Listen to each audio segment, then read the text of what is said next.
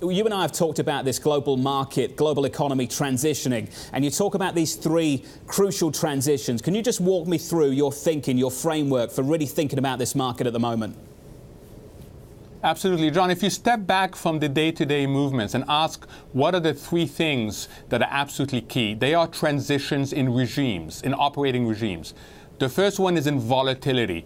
We're going from a period of very repressed volatility to more normal volatility. And so far, it's been going well, except for the very short volatility trades. Nothing has broken. And that is a resetting, a healthy resetting of markets. So first regime change, volatility regime, so far so good. Second, policies, central bank policies. It's been the beautiful normalization so far for the Federal Reserve. And that's really important for markets. There's a question mark of what happens when the ECB and the Bank of Japan also join this process. But so far, okay. The third transition, and the most critical one, is the one that's going less well, the growth transition. From a new normal of low and insufficiently inclusive growth to higher synchronized global growth. And that is proving to be more difficult because of the lack of policies, especially in Europe.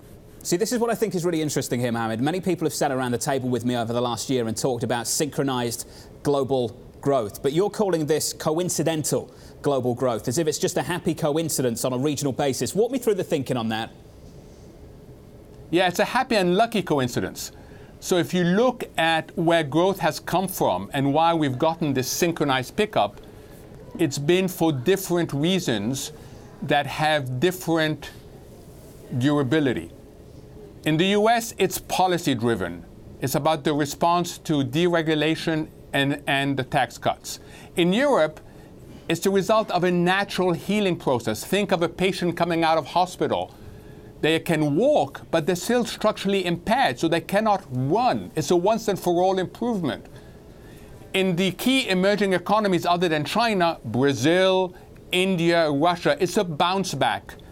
Brazil from politics, India from demonetization, and Russia from the commodity shock. And in China, it's the soft landing. So if you look at it, it was a happy coincidence. It resulted in a synchronized growth, but you don't get it over and over again unless the policy effort steps up. And that's what investors should be asking. What are the prospects for policies, pro-growth policies in Europe in particular?